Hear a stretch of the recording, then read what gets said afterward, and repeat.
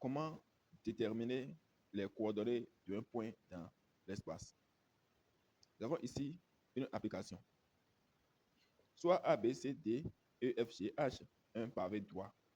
Et soit K, le milieu du segment H, G, et I, le centre de la face B, C, G, F, et J tel que le vecteur BJ est égal à un quart du vecteur BA. Donnez les coordonnées de tous les points de la figure dans le repère A, vecteur AB, vecteur AD, vecteur AE. Soit S tel que vecteur FS est égal à un tiers du vecteur FC. Démontre que le point S a pour coordonnées 1 tiers et 2 tiers. Alors, qu'est-ce qu'il faut retenir? Imaginons dans la situation suivante. Nous avons un pavé droit et il y a une fourmille qui se déplace sur ce pavé droit et se retrouve en un point donné, soit un point F, un point J, un point B, un point I, ou n'importe quelle position sur le pavé droit. Alors, on va s'intéresser en ce moment-là les coordonnées de cette fourmille sur le pavé droit. Et pour déterminer les coordonnées de la fourmille ou un objet sur ce pavé droit, on a besoin de ce qu'on appelle le repère. Alors, c'est quoi le repère? Pour trouver un repère, d'accord, on a besoin d'un point. D'abord, on a besoin d'un point, c'est-à-dire un sommet de ce pavé droit qui est l'origine. Et après, on a besoin encore de 3 autres arêtes partant de ce sommet-là. Généralement, le repère est donné, mais on peut y trouver encore plusieurs repères. Dans notre cas ici, on a un repère, d'accord, de sommet A. Et lorsque on a identifié le sommet, on a besoin encore de 3 autres arrêts. Alors, partant de A, donc on a le sommet A, et après, on va trouver encore autre sommet partant de A, d'accord, et l'arrêt AB, d'accord, l'arrêt AB, et après, on aura besoin de l'arrêt AD, l'arrêt AB, l'arrêt AD, et après l'arrêt AE, d'accord. L'ordre est très important. Nous allons toujours respecter l'ordre. Et lorsqu'on veut exprimer en fonction des vecteurs, donc on va à chaque fois relier l'origine, d'accord, et le point suivant va relier l'origine et le point, d'accord, euh, qui va former un vecteur. Donc ça fait le vecteur, l'origine A, le vecteur AB, le vecteur AD, le vecteur AE. Et donc,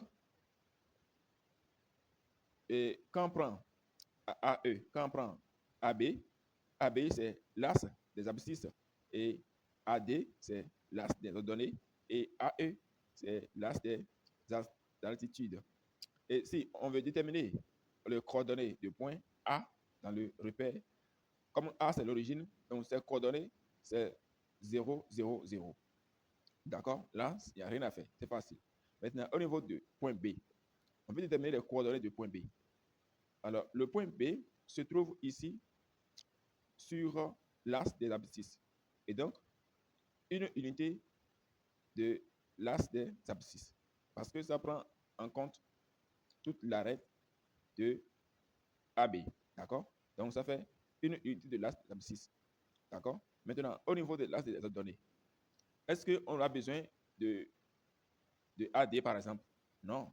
On n'a pas besoin de AD ni de AE pour repérer cette fourmi au niveau du point B. Donc, une unité de, de AB, d'accord, et 0 unité de AD et 0 unité de AE. Vous allez mieux comprendre dans les prochains cas. D'accord? Et donc, lorsque, ici, par exemple, on veut repérer, on veut donner les coordonnées, d'accord, du point C. Alors, regardez un peu la position du point C. D'accord? On doit toujours partir de l'origine. Donc, si on veut quitter l'origine en venant le point C, on doit toujours se référer dans le repère aussi et en partant de l'origine. Et donc, ça veut dire qu'on peut prendre par l'arête AB, AB qui est l'axe des abscisses, d'accord? Et d'abord BC pour aller en C. Donc, on doit chercher aussi la distance la plus rapide, d'accord? Et toujours en se référant au repère. Donc, on prend par AB, d'abord qui est une unité des abscisses, et BC. Et quand vous voyez le BC, BC, l'arête BC, c'est ça qui est égal encore à l'arête AD. Dans ce cas, lorsque vous avez, comme ça, dans le pavé droit, les deux arêtes qui stipulent, qui ont, en tout cas, qui ont les mêmes distances, qui stipulent la même chose, là, dans le repère, on peut repérer et identifier ça comme des mêmes arêtes. D'accord? Donc, avec une unité de AB et une unité de BC. Et comme BC est égal à AD, qui est l'axe des ordonnées, donc on va dire que ça fait aussi une unité de l'axe des ordonnées. Donc, une unité ici aussi. Mais est-ce qu'au niveau des axes des altitudes, on a besoin encore de ça? Non. Donc, ça fait 0 au niveau des altitudes. Donc, le point D. Le point D se trouve exactement sur une unité des axes des ordonnées. Donc, ce que je vais commencer par écrire, c'est de commencer tout au moins par noter une unité des axes des ordonnées. D'accord? Et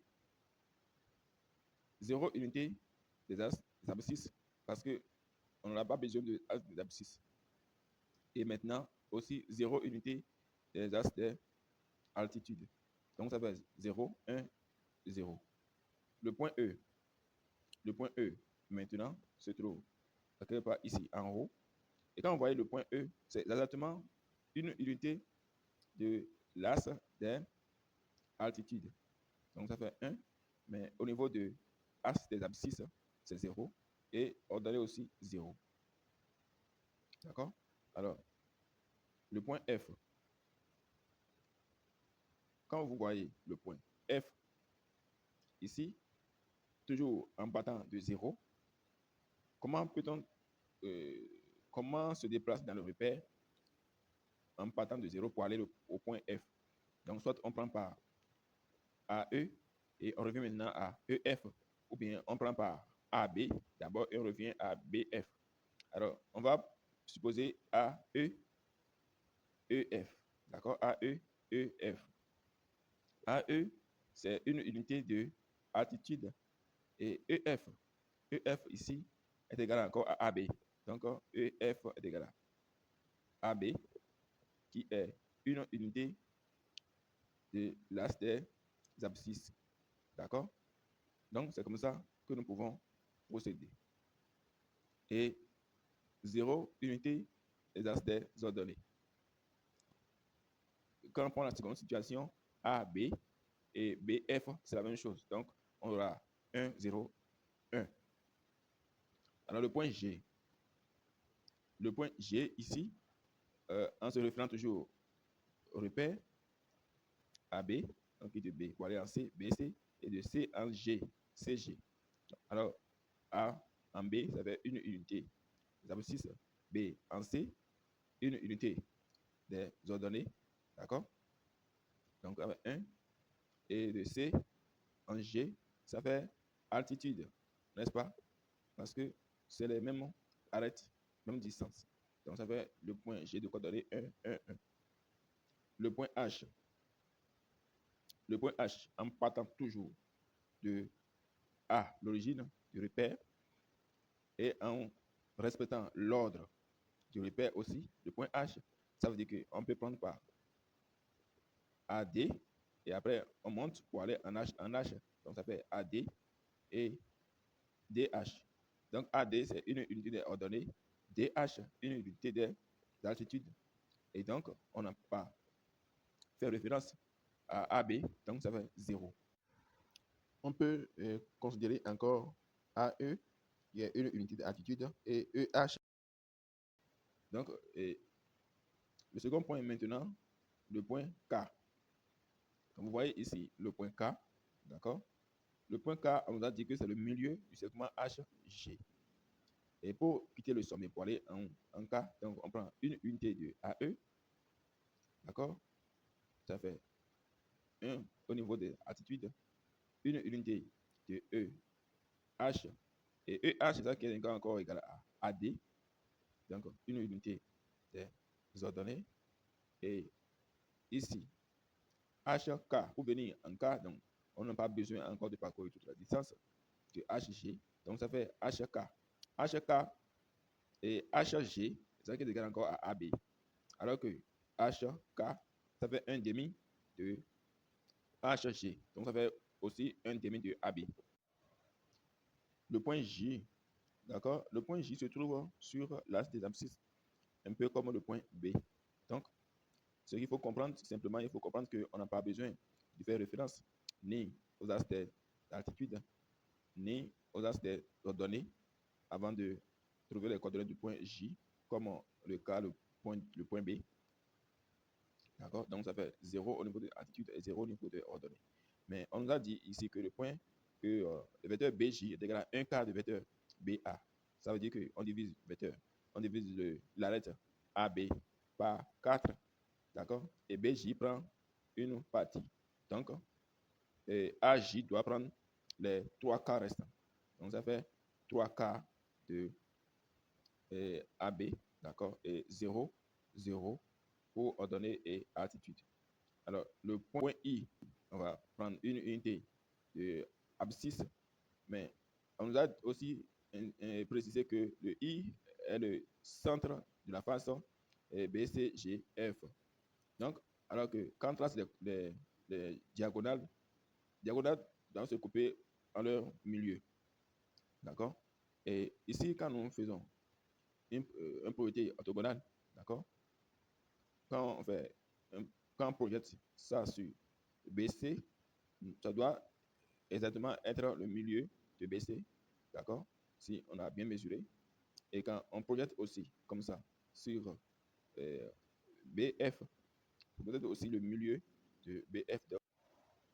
On veut démontrer par la suite que le point S a pour coordonnées 1, 1 tiers et 2 tiers. Alors, le point S, on nous a dit que le vecteur Fs est égal à 1 tiers du vecteur FC. Donc, on divise la lettre FC en 3 parties égales. Et le Fs prend une partie, donc le point S est quelque part ici. Alors, s'il ne s'agissait pas d'une démonstration, on peut donner aussi graphiquement, comme les autres points, le coordonnées de point S. D'accord? En partant de A, donc ça fait une unité de AB. D'accord? Et on va aussi on va projeter orthogonalement le point S sur BF et aussi sur BC, comme on a fait pour le cas de coordonnées du point I. D'accord? Et donc, si on projette comme ça, on projette le point S sur BF, ça fait exactement ici et en bas aussi ici. Donc, ça fait, si vous mesurez bien, ça fera 2 tiers de BF, donc 2 tiers de l'altitude et aussi 1 tiers des ordonnées. Donc, ça fait le point S de coordonnées 1, 1 tiers et 2 tiers. Mais ici, pour démontrer, pour faire une démonstration, on va partir de cette relation qui est le vecteur Fs est égal à 1 tiers du vecteur Fc. Donc ici, qu'est-ce qu'il faut faire? On va introduire le point A parce qu'on aura besoin de AS. Donc, c'est d'exprimer le vecteur AS en fonction du vecteur AB, AD et AE. Donc, en introduisant le point A ici, d'accord, on va justement trouver, d'accord, la relation entre AS et AB, AD et AE. Ici, ce qu'il faut chercher, c'est de tirer le vecteur AS. Donc, le vecteur AS, ça fait 1 tiers du vecteur FA plus 1 tiers du vecteur AC moins FA. Donc, on a 1 tiers de FA moins FA. Ça fait moins 2 tiers de FA plus 1 tiers de AC. D'accord? Alors, ici, on va encore introduire le point B. Donc, on va introduire le point B ici et de l'autre côté aussi. D'accord? Et donc, ça fait moins 2 tiers de FB, moins 2 tiers de BA, plus 1 tiers de AB, plus 1 tiers de BC. Et quand vous voyez bien, BF, c'est ça qui est égal encore à AE. Donc, BF, c'est ça qui est égal encore à AE. D'accord? Ah, donc, là où on a BF ici, on peut remplacer par AE. Mais bien avant cela, nous allons encore faire une transformation. Donc, 2 tiers de BF. Ici, on a BA au lieu de AB. Donc, on va transformer ça. Donc, ça va être 2 tiers de AB. Donc, le moins va devenir plus. D'accord? Plus 1 tiers de AB. D'accord? Plus maintenant 1 tiers de BC. D'accord? BC est égal à AD. Donc, là, il n'y a pas de problème. Alors, donc, on va réécrire justement et faire et simplifier encore un peu l'expression. Donc, avec 2 tiers de BF, on vient de dire que BF est égal à AE. Donc, on peut remplacer BF par AE en respectant le repère. Donc, 2 tiers de AE plus, alors 2 tiers de AB plus 1 tiers de AB. Donc, 2 tiers plus 1 tiers, ça fait 1. D'accord? Donc, ça fait 1 AB, un vecteur AB. Donc, plus AB plus 1 tiers de vecteur BC.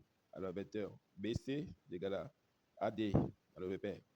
Donc, nous allons respecter le repère.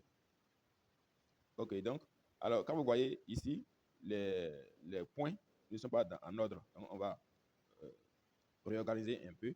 Dans le repère, c'est AB qui vient en première position. C'est l'abscisse d'abord, et après AD ordonné. Donc, on va réécrire simplement AB en première position, plus ordonné qui est 1 tiers de AD, d'accord, plus 2 tiers de AE. Vous voyez, donc lorsque on a réussi à écrire le vecteur AS en fonction du vecteur AB, vecteur AD et vecteur AE, là, directement, les coordonnées sont déjà visibles. Donc, d'où le point S a pour coordonnées 1, 1 tiers et 2 tiers. Donc, lorsque il s'agissait d'une démonstration donc, ou d'une justification, c'est comme ça qu'on peut utiliser la relation de chasse